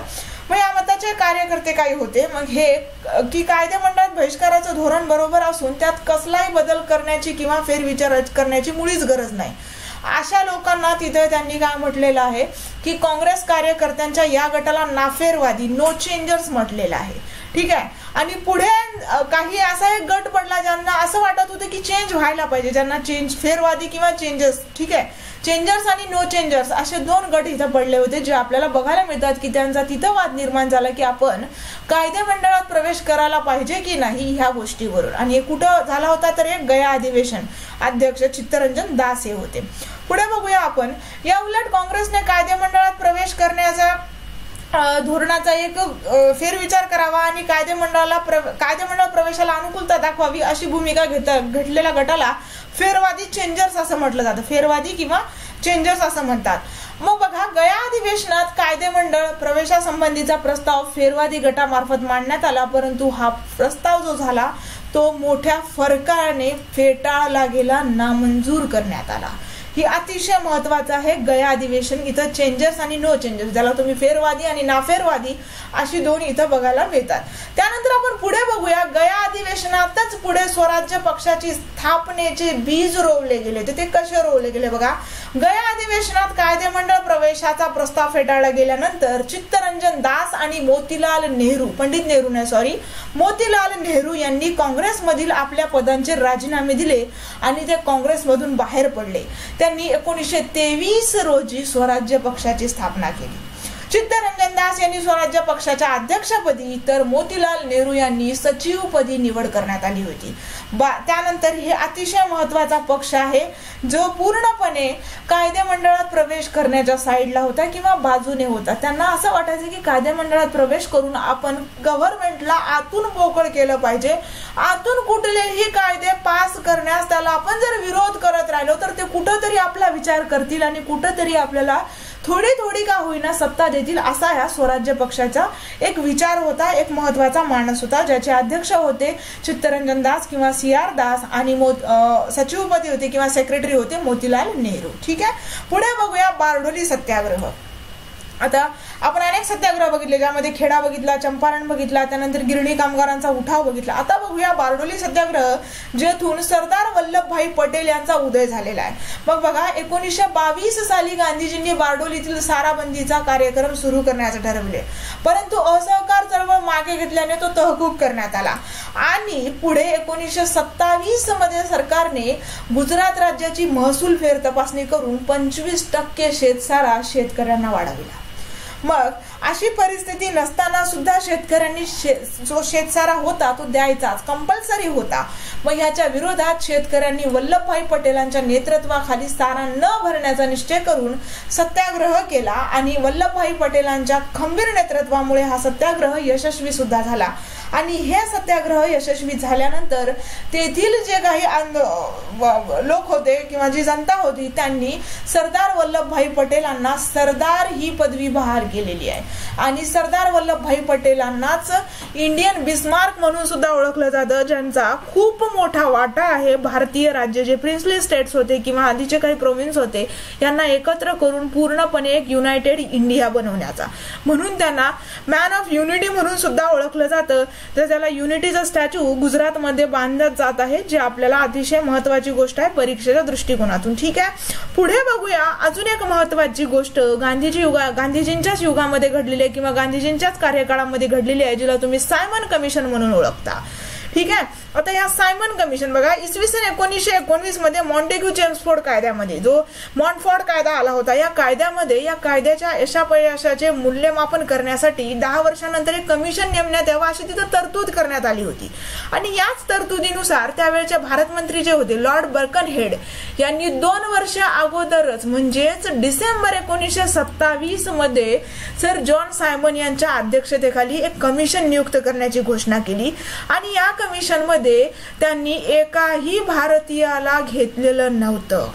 या सगळ्या कमिशन मध्ये किंवा या एका कमिशन ही जी काही कमिशन झाली यामध्ये सगळे सदस्य 7ही सदस्य हे इंग्रज होते किंवा गोरे होते आणि म्हणूनच एकही भारतीय नव्हता आणि या कमिशनला विरोध होणं साहजिकच होतं. मग बघा 3 फेब्रुवारी 1928 मध्ये सायमन कमिशन भारतात आलं. सुरुवातीला येतानाच तिथून सायमन गो बॅक चे नारे लावण्यात आले आणि कमिशनला विरोध दर्शविण्यात आला. या कमिशनला विरोध दर्शवित असताना जे काही लाठीचार्ज झाला त्या लाठीचार्ज मध्ये आपले अतिशय महत्वाचे नेते लाला लजपत राय हे जखमी झाले आणि तिथूनच त्यांचा मृत्यू झाला. आणि ह्यासाठीच इथून म्हणजे ह्या ज्या काही गोष्टी झाल्या ह्या बाकीच्या लोकांना किंवा बाकीचे जे नेते होते ह्यांना खूप एक धक्का पोहोचण्यासारखं, कारण लाला लजपत राय जे लाल बाल पाल ह्या अतिशय महत्वाच्या गोष्टीचे किंवा अतिशय महत्वाच्या एका युनिटीचे नेते होते, यांचा तिथे दुर्दैवी अंत करण्यात आला. आणि इथून आपल्याला बघता येते की मग इथून भगतसिंग वगैरे सारख्या जे काही नेते होते यांचं पण आपल्याला तिथून बघायला, कारण त्यांनी बराचसा त्यांना हळहळ व्यक्त केलेली आहे भगतसिंगांनी सुद्धा लाला लजपत राय यांच्या मृत्यूबद्दलची. तर मग हे जे काही कमिशन होतं याला विरोध करण्यात आला सायमन कमिशनला. आणि सायमन कमिशन येणार तर पुढच्या 2 वर्षात होतं, पण 2 वर्ष अगोदरच त्याची काय केली होती, एक नियुक्ती करण्यात आली होती. कशासाठी करण्यात आली होती तर 1919चा जो मॉन्टफोर्ड कायदा जो आहे त्याला मॉन्टेग्यू चेम्सफोर्ड म्हणतात, ह्याच्या यशापयशाचं मूल्यमापन करण्यासाठी. ठीक आहे, तर हे थोडंसं लक्षात ठेवायचंय. आणि त्यातील एकही सदस्य भारतीय नव्हता, जे सगळे 7ही सदस्य होते ते इंग्रजच होते. पुढे बघूया सायमन कमिशन नंतर अतिशय महत्वाच्या हालचाली इंग्रज सरकारने सुरुवात केली होती, ज्यामध्ये येते तुमची पहिली पहिली गोलमेज परिषद, राऊंड टेबल कॉन्फरन्स किंवा फर्स्ट राऊंड टेबल कॉन्फरन्स. अतिशय महत्वाची गोष्ट आहे. इथून खऱ्या अर्थानं आता सुरुवात झालेली आहे जे आंदोलन एकदम तीव्र होण्यासाठी. मग बघा, 12 नोव्हेंबर 1930 ते 19 जानेवारी 1931 या कालखंडात लंडन येथे पहिली गोलमेज परिषद, राऊंड टेबल कॉन्फरन्स भरविण्यात आली. मात्र या गोलमेज परिषदेत काँग्रेसने भाग घेतला नाही. काँग्रेसच्या नेत्यांपैकी कोणीच गेलं नव्हतं. फक्त एकमेव असे नेते होते डॉक्टर बाबासाहेब आंबेडकर, ज्यांनी 3ही परिषदांना पूर्णपणे हजेरी लावली होती. ठीक आहे, पण काँग्रेसकडून कोणीच गेलं नव्हतं. आणि इंग्रजांचं असं म्हणणं होतं की पूर्ण भारत म्हणजे काँग्रेस, आणि काँग्रेस आला नाही तर, काँग्रेसनी जर पार्टिसिपेट केलंच नाही तर त्यांच्या गैरहजेरीत कुठल्याही भारतीय घटनात्मक प्रश्नावर चर्चा करणं म्हणजे निरर्थक आहे, याची जाणीव याची जाणीव ब्रिटिशांना किंवा इंग्रजांना होतीच. त्यामुळे ही परिषद निष्फळ ठरली. कुठलंही आउटपुट यातून निघलं नाही. मग बघा, त्यानंतर काय झालं तर रॅम्से मॅकडोनाल्ड यांनी व्हाईसरॉय आयर्विन यांना राष्ट्रीय काँग्रेसच्या नेत्यांबरोबर बातचीत करण्यासाठी वाटाघाटी करण्याचा अधिकार दिला व या चर्चेतून पुढे गांधी आयर्विन करार घडून आला, जो 5 मार्च 1931 मध्ये घडतो. अतिशय महत्वाचा आहे परीक्षेच्या दृष्टिकोनातून, जो आता आपण पुढे बघणार आहोत. बघा, मग गांधी आयर्विन करारात काय होतं तर पंतप्रधान कोण होते त्यावेळेस, रॅम्से मॅकडोनाल्ड. आणि पंतप्रधान रॅम्से मॅकडोनाल्ड यांच्या सूचनेनुसार महात्मा गांधीजींनी दुसऱ्या गोलमेज परिषदेला हजर राहावे म्हणून व्हाईसरॉय आयर्विननी गांधीजी बरोबर बोलणी सुरू केली. गांधीजी बरोबर वाटाघाटी सुकर व्हाव्यात म्हणून गांधीजींव्यतिरिक्त इतर अनेक नेत्यांना तुरुंगातून सोडण्यात सुद्धा आलं किंवा त्यांना मुक्त सुद्धा करण्यात आलेलं आहे. मग 5 मार्च 1931 रोजी गांधीजी व आयर्विन यांच्यात एक करार झाला आणि या करारानुसार गांधीजींनी सविनय कायदेभंग चळवळ मागे घेतली, ज्याला तुम्ही सिव्हिल डिसओबिडियन्स मुवमेंट म्हणून सुद्धा ओळखता. ही चळवळ 1930 पासून, ज्यामध्ये दांडी यात्रा होती, ज्यामध्ये मिठावरील जाचक जे कर होते ते करण्यासाठी किंवा ते मागे घेण्यासाठी, रद्द करण्यासाठी, मागे घेण्यासाठी गांधीजींनी ही सविनय कायदेभंग चळवळ चालू केली होती. ही मागे घेण्यासाठी गांधीजी आणि आयर्विन यांच्यात करार झाला होता, ज्याला तुम्ही आयर्विन करार सुद्धा म्हणू शकता किंवा गांधी आयर्विन करार म्हणून सुद्धा ओळखला जातो, जो 5 मार्च 1931 रोजी झाला होता. मग बघा, इंग्लंड येथे होणाऱ्या दुसऱ्या गोलमेज परिषदेला हजर राहण्याचे गांधीजींनी मान्य केले. पहिल्या परिषदेला काँग्रेसकडून कोणीच हजर नव्हतं, पण दुसरी जी एक परिषद आहे तिच्यामध्ये गांधीजी हजर राहिले. पण तिसऱ्या परिषदेला पण गांधीजी हजर होते. फक्त एकाच परिषदेला गांधीजी हजर होते किंवा काँग्रेसचे नेते हजर होते. मग बघा, सविनय कायदेभंग आंदोलनात अटक करण्यात आलेल्या सत्याग्रहींना शासनाने मुक्त करण्यात यावे अशी अट घालण्यात आली होती. मग इथं बऱ्याचशा अटी घालण्यात आलेल्या आहेत, ज्यामध्ये तुम्ही लक्षात ठेवू शकता. जसं आपण बघितलेलंच आहे की 5 मार्च 1931 रोजी गांधी आणि आयर्विन यांच्यात करार झाला, पण ह्या वाटाघाटी होत असताना गांधीजींच्या काही मागण्या सुद्धा होत्या इथं.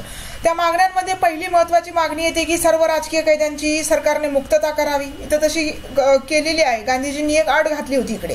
त्यानंतर कायदेभंगाच्या चळवळी, जे सिव्हिल डिसओबिडियन्स मुवमेंट आहे, या चळवळीत सरकारने ज्यांची मालमत्ता जप्त केलेली आहे ती त्यांनी परत करावी लोकांना, त्यांची केलेली आहे. त्यानंतर मिठावरील कर काही प्रमाणात रद्द करावा, ज्यासाठी गांधीजींनी दांडी यात्रा सुरू केली होती. ठीक आहे, मिठाचा कायदा जो रद्द करण्यात आला होता. आणि महत्वाच्या ह्या गोष्टींमध्ये काही स्त्रियांनी सुद्धा सहभाग घेतला होता, ज्यामध्ये तुमच्या कमलादेवी चट्टोपाध्याय येतात, अवंतिका गोखले येतात, हंसा मेहता येतात, लीलावती मुंशी, या काही महत्वाच्या स्त्रिया आहेत ज्यांनी पुढे होऊन गांधीजींसोबत ह्या मिठाचा कायदा मोडण्यामध्ये सहभाग घेतलेला आहे. आणि इथं आपल्याला तुम्हाला बघता येतील ज्या महत्वाच्या स्त्रियांनी अतिशय महत्वाच्या गोष्टी सुद्धा इथे केलेल्या आहेत. फक्त मिठाच्याच कायद्यामध्ये नाही, बाकीच्या गोष्टींमध्ये सुद्धा असं म्हणता येईल की गांधीजींनी स्त्रियांना पुढे आणण्याचा, ज्याला सत्याग्रह म्हणता, स्त्रियांना एक अतिशय महत्वाचा पुढाकार देण्याचा जो काम आहे ते फक्त आणि फक्त गांधीजींनी केलेला आहे. असा प्रश्न मागच्या कंबाईन एक्झाम मध्ये आला होता की स्त्रियांना सत्याग्रह या चळवळीत कोणी पुढे आणलेलं होतं. महात्मा गांधीजी यांनी आणलेलं आहे, जे आपण बघू शकतो. त्यानंतर आपण पुढे बघूया काही महत्वाच्या अजून अटी आहेत, ज्यामध्ये गरिबांना मीठ तयार करण्यास सरकारने परवानगी द्यावी, परदेशी दारू, अफू, विदेशी वस्तूंवर शांततामय मार्गाने निदर्शने करण्याचा अधिकार भारतीयांना असावा. त्यात राष्ट्रीय सभेने गोलमेज परिषदेमध्ये भाग घ्यावा, राष्ट्रीय सभेने बहिष्कार चळवळ मागे घ्यावी, अशा काही महत्वाच्या मागण्या आहेत. ज्यामध्ये पोलिसांनी केलेल्या अत्याचारांच्या चौकशीचा आग्रह करू नये, अशा काही महत्वाच्या मागण्या गांधीजींनी या वाटाघाटीमध्ये पुढे ठेवल्या होत्या आणि दुसऱ्या गोलमेज परिषदेला हजर राहण्याचं मान्य केलं होतं. ठीक आहे, तर मग आता बघूया की पुढची दुसरी गोलमेज परिषद, गांधी आयर्विन करारानंतर दुसरी गोलमेज परिषद झाली, ती झाली होती सप्टेंबर 1931 ते डिसेंबर 1931. या कालावधीत लंडन येथे दुसरी गोलमेज परिषदेचं आयोजन करण्यात आलं होतं आणि या परिषदेला ब्रिटिश सरकारचे भारतातील विविध राजकीय पक्षांचे प्रतिनिधी, भारतीय संस्थानाचे प्रतिनिधी असे मिळून एकंदर 107 प्रतिनिधी उपस्थित होते. नंबर लक्षात जरी नाही ठेवला तरी चालेल, परंतु गांधीजी उपस्थित होते ही अतिशय महत्वाची गोष्ट आहे. आणि गांधी आयर्विन करारात ठरल्याप्रमाणे काँग्रेसने या परिषदेत भाग घेतला होता. काँग्रेसच्या वतीने महात्मा गांधी परिषदेत स्वतः उपस्थित राहिले आणि त्यांनी ही परिषद, जिला तुम्ही सेकंड राऊंड टेबल कॉन्फरन्स म्हणता, यामध्ये गांधीजींनी स्वतः उपस्थिती लावलेली, ज्यामध्ये गांधीजींनी उपस्थिती तर केली, पण गांधीजींना असं लक्षात आलं की आपल्या ज्या मागण्या आहेत त्या बऱ्यापैकी मान्य होणारच नाही असं त्यांना दिसत होतं. आणि त्यानंतर पुढची जी काही परिषद आहे तिला आपण सहभागी व्हायला पाहिजे की नाही असं सुद्धा गांधीजींच्या एक विचार चालू होता, ज्यामध्ये बघा अतिशय महत्वाची घटना घडलेली आहे, ज्याला तुम्ही जातीय निवाडा म्हणता. तर मग हे रॅमसे मॅकडोनाल्ड जे पंतप्रधान होते इंग्लंडचे, यांनी इथं जातीय निवाडा घोषित करण्याचा किंवा जातीय निवाडा त्यांनी जाहीर केला, जो तुमचा 16 ऑगस्ट 17 ऑगस्टच्या दरम्यान येतो, ज्याबद्दल गांधीजींनी पुढे चालून उपोषण सुद्धा केलेलं आहे, ज्यामध्ये गांधीजींचं असं म्हणणं होतं की जे काही इंग्रज सरकार आहे किंवा ब्रिटिश आहेत हे भारतीयांना डिव्हाइड म्हणजेच फूट पाडण्याचा प्रयत्न करत आहेत किंवा एक महत्वाची दरी इथून निर्माण करत आहेत, जेणेकरून त्यांना पुढे चालून अजून काही वर्ष इथं काय करता येईल, राज्य करता येईल. तर मग दुसऱ्या गोलमेज परिषदेच्या नंतर किंवा त्याच परिषदेच्या वेळेस झालेला जातीय निवाडा सुद्धा बघूया, ज्यावर आपल्याला प्रश्न नेहमी बघायला मिळतात. मग बघा जातीय निवाडा काय आहेत. आता काँग्रेसने सुरू केलेल्या सविनय कायदेभंगाची चळवळ दुबळी करण्यासाठी, जिला कमकुवत करण्यासाठी, तसेच जातीय निवाडाच्या आधारे फूट पाडता यावी, जिला आपण डिवाइड अँड रूल, फोडा आणि राज्य करा किंवा फोडा आणि झोडा असं म्हटलेलं आहे, यासाठी इंग्रज सरकारने जातीय निवाडा जाहीर केला. आणि कोणी पंतप्रधान कोण होते तर रॅमसे मॅकडोनाल्ड. ठीक आहे. तर मग 16 ऑगस्ट 1932 रोजी इंग्लंडचे पंतप्रधान रॅमसे मॅकडोनाल्ड यांनी जातीय निवाडा जाहीर केला आणि तिथूनच एक पेपर सुद्धा पब्लिश केला, ज्याला व्हाईट पेपर किंवा श्वेतपत्रिका म्हटलं जातं. ह्या पेपरचं नाव सुद्धा बऱ्याचशा एक्झाम्स मध्ये विचारलेलं आहे, परीक्षेच्या दृष्टिकोनातून अत्यंत महत्वाचं आहे. मग बघा, या निवाड्याने कायदेमंडळातील प्रतिनिधित्वासाठी भारतीय समाजाचे जातीय तत्वावर विभाग पाडण्यात आले होते. त्या अंतर्गत मुस्लिम, ख्रिश्चन, शीख, युरोपियन, अस्पृश्य अशा प्रत्येक अल्पसंख्याक गटाला कायदेमंडळात राखीव जागा ठेवण्यात आल्या होत्या. तसेच प्रत्येक विभागासाठी स्वतंत्र मतदार संघ निर्माण करण्याची तरतूद सुद्धा करण्यात आली होती आणि गांधीजींना हे कदापि मान्य नव्हतं. म्हणून गांधीजींनी जातीय निवाडा रद्द करण्यात यावा यासाठी उपोषण केलं. ते कुठं केलं आणि त्याचा परिणाम पुणे करारात कसा झाला हे सुद्धा आपण बघूया, त्याची जी फलनिष्पत्ती झालेली आहे. तर मग ज्यावेळेस जातीय निवाडा झाला त्यावेळेस गांधीजींना लक्षात आलं की डिवाइड अँड रूलची पॉलिसी आहे, फोडा आणि राज्य करा किंवा जी काही सविनय कायदेभंगाची चळवळ आहे हिला दुबळी करणं किंवा कमकुवत करणं हे एकमेव कार्य कुणाचं होतं तर इंग्रज सरकारचं होतं. त्यामुळे त्यांनी ह्या सगळ्या अल्पसंख्याक, ज्यांना आपण मायनॉरिटीज म्हणतो, ह्या गटांना काय करण्यात आलं होतं की कायदेमंडळात राखीव जागा ठेवण्यात आल्या होत्या. पण गांधीजींना पुढे एक डिव्हाइड झालेला भारत नको होता किंवा डिव्हाइड झालेल्या भारताचं स्वप्न कदापि गांधीजीचं नव्हतं. म्हणून याच्या विरोधात गांधीजींनी येरवाडा, पुणे येथील येरवाडा येथे आमरण उपोषणास सुरुवात केली, ज्याचा पुढे पुणे करार म्हणून ओळखला जातो. त्यामध्ये काही महत्वाच्या नेत्यांची नावं सुद्धा आहेत. तर बघा, पुणे करार हा 24 सप्टेंबर 1932 रोजी झालेला आहे. पण गांधीजींचा जातीय निवाड्यास तीव्र विरोध होता, म्हणून 20 सप्टेंबर 1932 रोजी त्यांनी प्राणांतिक उपोषणाला सुरुवात केलेली आहे. आणि कुठं केलेली आहे तर हा करार पुण्याच्या येरवाडा, आणि उपोषणाला सुद्धा सुरुवात तिथूनच केली होती, कारण त्यावेळी तिथे शिक्षा भोगत होते गांधीजी, कारण कारागृहात होते. 24 सप्टेंबर 1932 रोजी गांधी आंबेडकर करार झाला, त्याला पुणे करार म्हणून सुद्धा ओळखलं जातं किंवा त्यालाच ऐक्य करार म्हणून सुद्धा ओळखला जातो. मग या करारान्वये अस्पृश्यांना स्वतंत्र मतदारसंघाऐवजी 148 जागांसाठी काँग्रेसची मान्यता मिळाली. मतदारसंघ स्वतंत्र देण्याऐवजी एवढ्या जागा तिथं देण्याचं मान्य करण्यात आलं काँग्रेसच्या ह्याच्यात। आणि यानंतर गांधीजींनी उपोषण सोडलं, कारण गांधीजीची परिस्थिती अतिशय खालावली होती आणि अतिशय म्हणजे तिथं त्यांचा मृत्यू होईल की काय इतकी सुद्धा भीती काँग्रेसच्या नेत्यांना वाटत होती। त्यामुळं तिथं त्यांना अतिशय महत्वाचं हे उपोषण सोडण्यास किंवा सोडावयास भाग पाडण्यात आलं आणि ह्या सगळ्या गोष्टी तिथं मान्य सुद्धा करवून घेण्यात आल्या स्वतंत्र मतदारसंघांऐवजी। मग बघा, पुणे कराराची फलनिष्पत्ती म्हणजे यानंतरच्या काळात महात्मा गांधींनी अस्पृश्याच्या निर्मूलनामध्ये, ज्यांना गांधीजी अस्पृश्यांना अस्पृश्य म्हणत नसत, हरिजन म्हणत असत आणि ह्याच्याच साठी गांधीजींनी हरिजन नावाचं एक वृत्तपत्र सुद्धा सुरू करण्यात आलेलं आहे आणि त्यांनी यांच्या कार्याला किंवा त्यांच्या निर्मूलनाच्या कार्याला विशेष प्राधान्य सुद्धा दिलेलं आहे। हा सुद्धा प्रश्न अतिशय महत्वाचा आहे, ठीक आहे।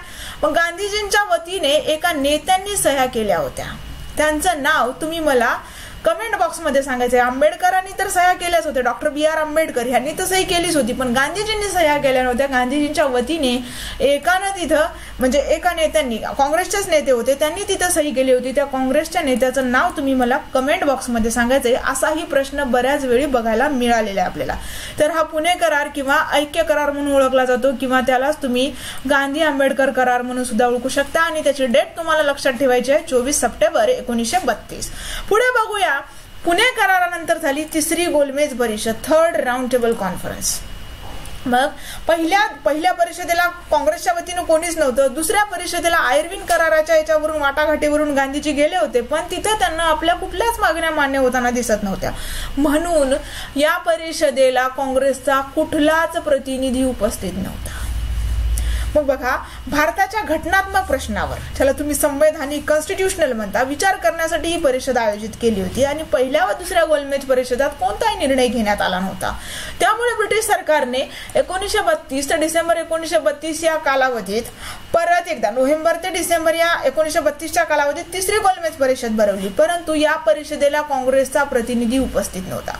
तिसऱ्या गोलमेज परिषदेने भारतासाठी नवी घटना तयार करण्यासंबंधी एक योजना तयार केली आणि त्या आधारे ब्रिटिश पार्लमेंटने एक कायदा संमत केला। हाच कायदा 1935 चा सरकार विषयक कायदा किंवा 1935 गव्हर्नमेंट ऑफ इंडिया ऍक्ट 1935 म्हणून ओळखला जातो, ज्याचा बराचसा प्रभाव आपल्या आत्ताच्या संविधानावर सुद्धा आहे। ही सुद्धा एक अतिशय महत्वाची गोष्ट आहे, ठीक आहे। पुढे बघूया, 1935 चा भारत विषयक कायदा आहे काय, होता काय, किंवा याचा परिणाम काय काय काय झाला होता।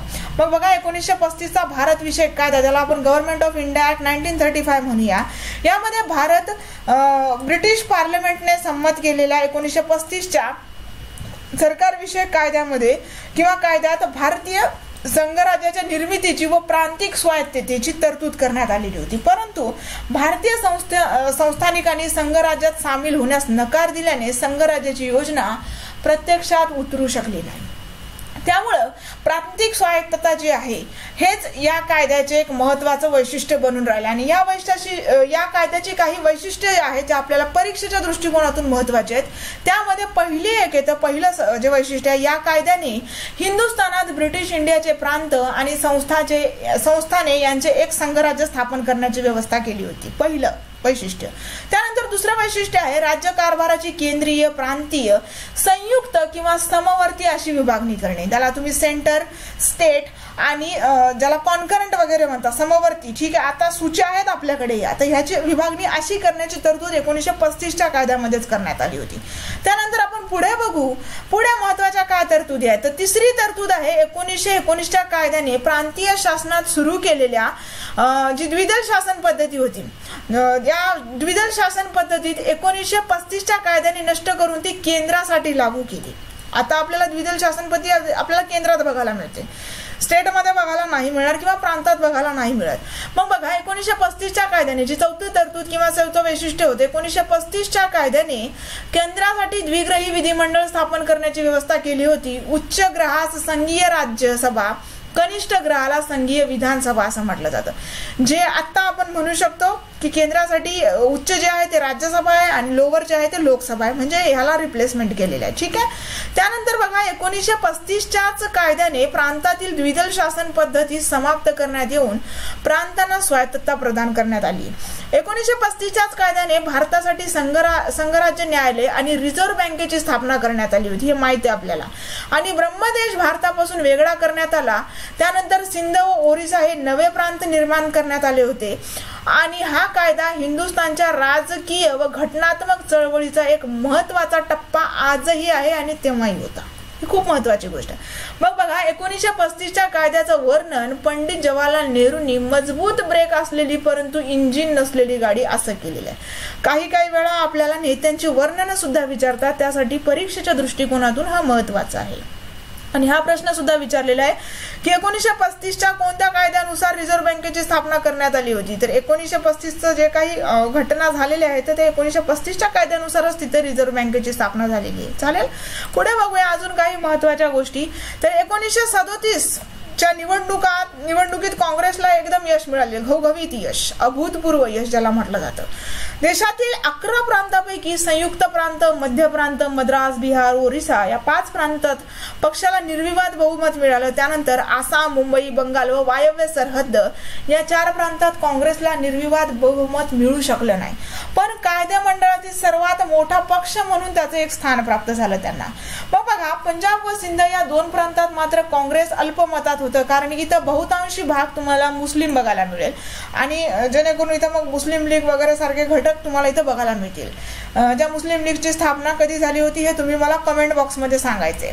मग बघा, सर्व प्रांतात मिळून काँग्रेसने एकूण म्हणजे 1161 जागा लढविल्या. त्यापैकी 716 जागा त्यांना जिंकता आल्या किंवा त्यांनी जिंकल्या. आणि भारतीय जनता काँग्रेसलाच आपला खरा प्रतिनिधी मानते हे या निवडणुकीने दाखवून सुद्धा दिले.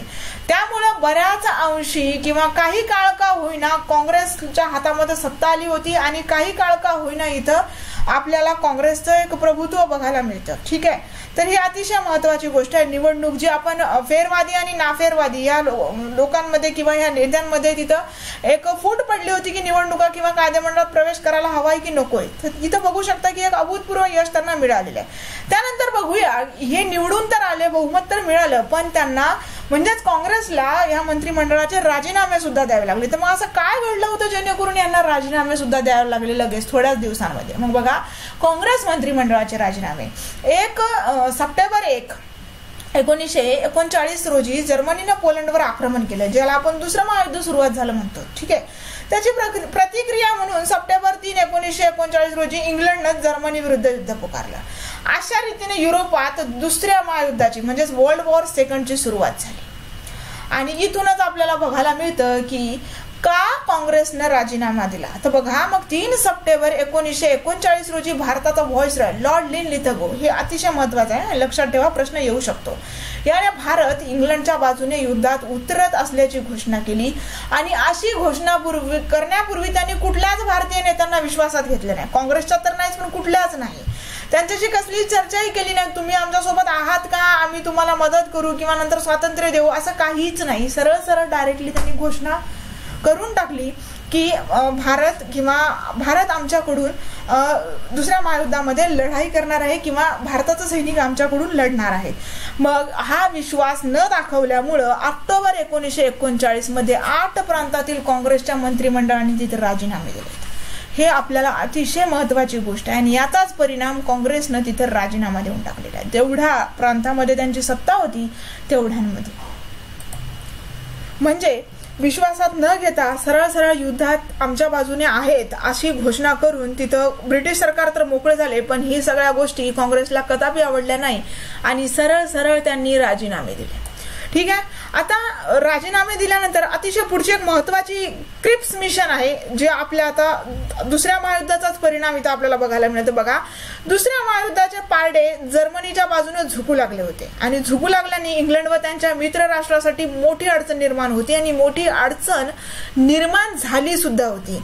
मग अशा बिकट प्रसंगी काँग्रेस व भारतीय जनतेचं सहकार्य प्राप्त करण्यासाठी इंग्लंडच्या मंत्रिमंडळातील एक मंत्री सर स्टॅफोर्ड क्रिप्स यांना भारतीय नेत्यांशी बोलणी करून तडजोड घडवून आणण्यासाठी नियुक्त करण्यात आलं होतं, जिला तुम्ही क्रिप्स मिशन म्हणून ओळखता. मग स्टॅफोर्ड क्रिप्स मार्च 1942 रोजी भारतात येऊन त्यांनी भारतातील वेगवेगळे जे नेते आहेत, निरनिराळ्या पक्षांच्या नेत्यांशी त्यांनी तिथं चर्चा केलेली आहे आणि या आधारावर त्यांनी योजना सुद्धा सादर केली आहे. पण या योजनेलाच क्रिप्स योजना किंवा क्रिप्स मिशन असं म्हणतात. या योजनेत असे सांगण्यात आलं होतं की युद्ध समाप्तीनंतर भारताला वसाहतीचं स्वराज्य देण्यात येईल. वसाहतीचं म्हणजेच कॉलोनियल, जे काही दिवसांपूर्वी आयर्लंड सारख्या देशांना मिळालं होतं इंग्रजांकडून. ठीक आहे. ज्या ॲनी बेझंट आपल्याकडून लढल्या होत्या, त्यांनी भारतामध्ये खूप सारे दिवस वास्तव्य केलं, ज्यामध्ये home rule league, home rule चळवळ या गोष्टी त्यांनी चालवल्या आहेत. त्यालाच भारतातील इंग्रजांनी भारताला वसाहतीचं राज्य देण्यात येईल असं मान्य केलं होतं, सांगण्यात आलं होतं. पण पुढे बघूया की भारतात संघ राज्य शासन स्थापन करण्यात येईल, तसेच संघराज्याची नवीन राज्यघटना तयार करण्यासाठी नवीन घटना समिती बनवण्यात येईल असंही मान्य करण्यात आलं. तसेच संस्थानिकांना स्वनिर्णयाचा हक्क देण्यात येईल. काँग्रेसला क्रिप्स मिशन मधील तरतुदी मान्य झाल्या नाहीत. ह्या 3 तरतुदी ज्या होत्या ह्या काँग्रेसला मान्य नाही झाल्यात. मग बघा, गांधीजींनी या योजनेचं वर्णन सुद्धा केलेलं आहे. हा प्रश्न सुद्धा आला होता. बुडत्या बँकेवरील पुढील तारखेचा चेक अशा कडकडीत शब्दात गांधीजींनी क्रिप्स मिशनचं वर्णन केलेलं आहे आणि खूप महत्वाचा पॉइंट आहे आपल्या एक्झाम दृष्टिकोनातून. ठीक आहे. तर मग बघा, या योजनेमध्ये पाकिस्तानच्या मागणीचा स्पष्ट उल्लेख नसल्यामुळे मुस्लिम लीगनं सुद्धा ही योजना फेटाळून लावली होती. म्हणजेच स्टेटमेंट वाईज जर प्रश्न आला तर काँग्रेसला क्रिप्स मिशन मधील तरतुदी मान्य झाल्या नाहीत, पहिलं वाक्य अगदी बरोबर आहे. आणि पाकिस्तानच्या मागणीचा स्पष्ट उल्लेख नसल्याने मुस्लिम लीगने सुद्धा ही योजना फेटाळून लावली होती. तर दोन्ही वाक्य बरोबर आहेत. हे दोघांनाही मान्य नव्हती, ना काँग्रेसला ना मुस्लिम लीगला. आणि गांधीजींनी तर वर्णन केलेलंच आहे, बुडत्या बँकेवरील पुढील तारखेचा चेक. म्हणजे बँक बुडाली तर काय, चेक काय वाटणार आहे, बरोबर आहे ना. म्हणूनच गांधीजींनी अशा शब्दात वर्णन केलेलं असावं कदाचित. पुढे बघूया, महत्वाचं म्हणजे भारत छोडो आंदोलन. 1942, ज्याला तुम्ही क्विट इंडिया मुवमेंट म्हणता, quit India movement QIM, Bharat छोडो करेंगे या मरेंगे, इथूनच नारा देण्यात आलेला आहे. मग बघा, क्रिप्स योजनेनंतर स्वातंत्र्यासाठी चळवळ अजून प्रखर करण्याचा निर्णय राष्ट्रीय सभेने म्हणजेच इंडियन नॅशनल काँग्रेसने घेतला. आणि वर्धा येथे जुलै 1942च्या दरम्यान काँग्रेस वर्किंग कमिटी, ज्याला CWC म्हटलं जातं, या CWCच्या बैठकीमध्ये भारत छोडो आंदोलन व त्याची दिशा यावर चर्चा झाली. तसेच 14 जुलै 1942 रोजी वर्धा येथे सेवाग्राम आश्रम, जिथं गांधीजींनी सुरू केलेला सेवाग्राम आश्रमात भरलेल्या अखिल भारतीय काँग्रेस वर्किंग कमिटीच्या बैठकीत चले जाव म्हणजेच क्विट इंडिया आंदोलनाचा ठराव पास करण्यात आला. 7 ऑगस्ट 1942 रोजी मुंबई येथील गवालिया टँक, ज्याला क्रांती मैदान म्हणून ओळखलं जातं, येथे राष्ट्रीय सभेच्या महासमितीचे अधिवेशन सुरू झाले. आणि 8 ऑगस्ट 1942ला भारत छोडोचा ठराव याच अधिवेशनात सहमत करण्यात आला होता. आंदोलनाची घोषणा करण्यात आली आणि प्रत्यक्षात सुरुवात 9 ऑगस्ट 1942ला सुरू झाली होती. 7 ऑगस्टला गवालिया टँकवर अधिवेशन, 8 ऑगस्टला भारत छोडोचा ठराव, त्यानंतर प्रत्यक्षात सुरुवात 9 ऑगस्ट 1942ला सुरू झाली. पण तत्पूर्वी 8 ऑगस्ट 1942च्याच रात्री महात्मा गांधी, मीराबेन, कस्तुरबा गांधी यांना अटक करून आगा खान पॅलेसमध्ये स्थानबद्ध करण्यात आलेले. तर पंडित नेहरू, मौलाना आझाद, आचार्य कृपलानी, गोविंद वल्लभ पंत यासारख्या महत्वाच्या काँग्रेसच्या नेत्यांना अहमदनगरच्या तुरुंगात ठेवण्यात आलेलं आहे. आणि अहमदनगरच्या तुरुंगात ज्यावेळेस ठेवलेला आहे तर त्यावेळेस पंडित नेहरूंनी एक महत्वाचा ग्रंथ सुद्धा तिथे लिहिलेला आहे, ज्या ग्रंथाचं नाव तुम्ही मला कमेंट बॉक्समध्ये सांगायचं आहे. आजही त्याच्यावर महत्वाचं DD नॅशनल सारख्या दूरदर्शन वाहिनीवर खूप मोठी सिरीज चाललेली होती काही दिवसांपूर्वी, खूप दिवस झाले त्याला, आणि खूप महत्वाचा विशेष असा ग्रंथ आहे हा.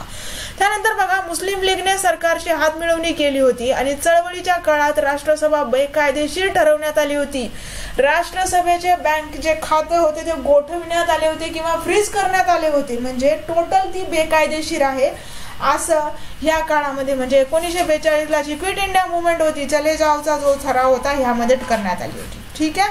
पुढे बघूया, ह्याच्या नंतर म्हणजे चले जावच्या नंतर एक योजना आली जिला त्रिमंत्री योजना म्हणून ओळखलं जातं, ज्याच्या नेत्यांवर खूप सारे एक्झाम्स मध्ये प्रश्न आपल्याला बघायला मिळालेत. STI सारख्या एक्झाम्स मध्ये सुद्धा या टॉपिकवर प्रश्न आले. त्रिमंत्री योजनेचे नेते कोण होते हे सुद्धा आपल्याला माहिती असायला पाहिजे. नेते म्हणजे सभासद, नेते नाही म्हणता येणार, सभासद. तर मग बघा, दुसऱ्या महायुद्धानंतर 1945 मध्ये इंग्लंडमध्ये सत्ता बदल झाला आणि मेजर ॲटली यांच्या नेतृत्वाखाली त्रिमंत्री योजना सुरुवातीपासून भारताला स्वातंत्र्य देण्याबाबत अनुकूल होती. याच्या अगोदर जे हे होते कोण होते ते तुम्ही लक्षात ठेवा, कारण महत्वाचे आहेत. पण मार्च 1947 मध्ये पार्लमेंटमध्ये बोलताना मेजर ॲटलीने भारताविषयी धोरण स्पष्ट केलं आणि इंग्लंड लवकरच भारताला पूर्ण स्वातंत्र्य देण्याचा प्रयत्न करेल व त्यासंबंधी वाटाघाटी करण्याकरिता भारतात त्रिमंत्री मिशन पाठविण्यात येईल अशी त्यांनी घोषणा केली. आणि मेजर ॲटली यांच्या घोषणेनुसार मार्च 1946 मध्ये त्रिमंत्री कमिशन भारतात आले. त्यामध्ये Stafford Cripps, Lord Pethick, Cripps मिशनचे नेते होते किंवा सभासद होते हे सुद्धा लक्षात ठेवा. Stafford Cripps, Lord Pethick, Lawrence व अलेक्झांडर हे 3 सभासद त्रिमंत्री योजनेचे होते. 3 मंत्री होते म्हणून इथं त्रिमंत्री म्हटलं जातं तिला. आणि या त्रिमंत्री कमिशनने राष्ट्रीय काँग्रेसची स्वातंत्र्याची मागणी करून एक योजना मांडली. ही योजना म्हणजेच त्रिमंत्री योजना. ठीक आहे, ही अतिशय महत्वाची आहे. बाकी काही लक्षात राहिलं तरी चालेल, परंतु इथलचे पंतप्रधान लक्षात ठेवा मेजर ॲटली. त्यानंतर 1947 मध्ये काय होईल, मार्च 1947 पर्यंत भारताला काय करू आम्ही, स्वातंत्र्य देऊ अशी त्यांनी घोषणा केली आणि त्याचे 3 सभासद Stafford Cripps, Lord Pethick, Lawrence आणि अलेक्झांडर. ठीक आहे, पुढे बघूया शेवटची आणि अतिशय महत्वाची, जिनं आपल्याला पूर्णपणे स्वातंत्र्य दिलं. फाळणी तर झालीच, अतिशय दुर्दैवी घटना झाली ती भारताच्या ह्याच्यामधली, एका इतिहासामधली. परंतु काही महत्वाच्या अशा चांगल्या घटना तिकडे झाल्या, जसं स्वातंत्र्य बहाल करण्यात आलं आणि पूर्णपणे इंग्रजांची सत्ता इथं काय झाली, संपुष्टात आली. तर मग बघा, माउंट बॅटन योजना किंवा तिलाच जून 3 प्लॅन सुद्धा म्हटलं जातं. चालेल, तर मग लॉर्ड माउंट बॅटन जे आपले भारताचे सगळ्यात शेवटचे इथं व्हॉइसराय म्हणता येईल, इंग्रज व्हॉइसराय आणि पहिले भारतीय जे कोणी असतील ते तुम्ही मला कमेंट बॉक्समध्ये सांगा, अतिशय महत्वाचे ते सुद्धा. मार्च 1947 रोजी माउंट बॅटन भारतात आले आणि भारतात आल्याबरोबर त्यांनी निरनिराळ्या नेत्यांच्या भेटी घेतल्या, जे काही पक्ष होते त्यांच्या सगळ्यांच्या भेटी घेतल्या आणि एक फाळणीची योजना तयार केली भारत आणि पाकिस्तान वेगळा करण्यासाठी. 3 जून 1947 रोजी ही योजना प्रसिद्ध करण्यात आली म्हणून तिला जून 3 प्लॅन सुद्धा म्हटलं जातं किंवा 3 जून योजना सुद्धा म्हटली जाते. आणि मुस्लिम लीग व राष्ट्रीय काँग्रेसने या योजनेला मान्यता दिल्यानंतर जुलै 1947 रोजी ब्रिटिश पार्लमेंटने यावर ठराव पास केला आणि ब्रिटिश पार्लमेंटने पास केलेल्या भारताविषयीचा हा ठराव म्हणजे भारतीय स्वातंत्र्याचा कायदा होय. इथून आपल्याला स्वातंत्र्य मिळालं आणि त्यानंतर काही दिवसातच म्हणजेच अशा रीतीने स्वातंत्र्याच्या ज्या कायद्यातील तरतुदीनुसार 15 ऑगस्ट 1947 रोजी भारत हा स्वतंत्र झाला आणि त्याच आधी थोड्या दिवस आधी म्हणजे एकच दिवस आधी तिथं तुम्ही पाकिस्तान वेगळा झाला. पाकिस्तानची जी पूर्णपणे वेगळी होण्याची एक जी मागणी होती ही पूर्णपणे मान्य झाली माउंट बॅटन योजनेमध्ये आणि पाकिस्तान हा एक वेगळा देश म्हणून तिथं ओळखला जातो. ठीक आहे, परंतु फाळणीविषयीची जी काही माहिती होती किंवा फाळणीविषयीची जी योजना होती गांधीजींना मान्य नव्हती. ज्यावेळेस इथं गांधीजी म्हणजेच भारताला ज्यावेळेस 15 ऑगस्ट 1947 रोजी 47 मध्ये जिथं स्वातंत्र्य आपल्याला मिळालं, सगळा देश इकडं स्वातंत्र्याच्या जल्लोषात होता, पण गांधीजी बंगालमधील नौखाली येथे जे काही दंगली सुरू झाल्या होत्या, जातीय दंगली हिंदू मुस्लिम यांच्या फाळणीच्या याच्यानंतर, ह्यामध्ये त्या दंगली विझवण्यात किंवा दंगली शमवण्यात गांधीजी व्यस्त होते. इथं त्यांना भारत स्वतंत्र झाला वगैरे ह्या सगळ्या गोष्टींशी काही घेणं देणं नव्हतं, कारण पूर्णपणे खूप साऱ्या लोकांचा दुर्दैवी अंत कत्तल तिथं करण्यात आली होती ह्या दंगलींमध्ये. बंगालमधील नौखाली येथे हे ठिकाण लक्षात ठेवा, अतिशय महत्वाचं आहे. ठीक आहे, तर सो फ्रेंड्स, आज आपण गांधी युग गांधी पर्व थोडं डिटेल बघण्याचा प्रयत्न केला परीक्षेच्या दृष्टिकोनातून. लेक्चर आवडलं तर नक्कीच लाईक शेअर करा, फ्रेंड्स सोबत शेअर करा, अतिशय महत्वाची गोष्ट आहे. तुमचं एक क्विक रिव्हिजन होईल 1 तासामध्ये, कारण बरंचसं पुस्तक वाचत बसण्यात आपला खूप वेळ जाईल. महत्वाच्या घडामोडी इथे मी तुम्हाला ठळकपणे दाखवण्याचा प्रयत्न केलेला आहे. काही महत्वाच्या गोष्टी आहेत इथं ज्या परीक्षेच्या दृष्टिकोनातून इम्पॉर्टंट आहेत. सो आनंदी राहा आणि शेअर करत राहा सगळ्यांसोबत आपलं नॉलेज. Thanks for watching.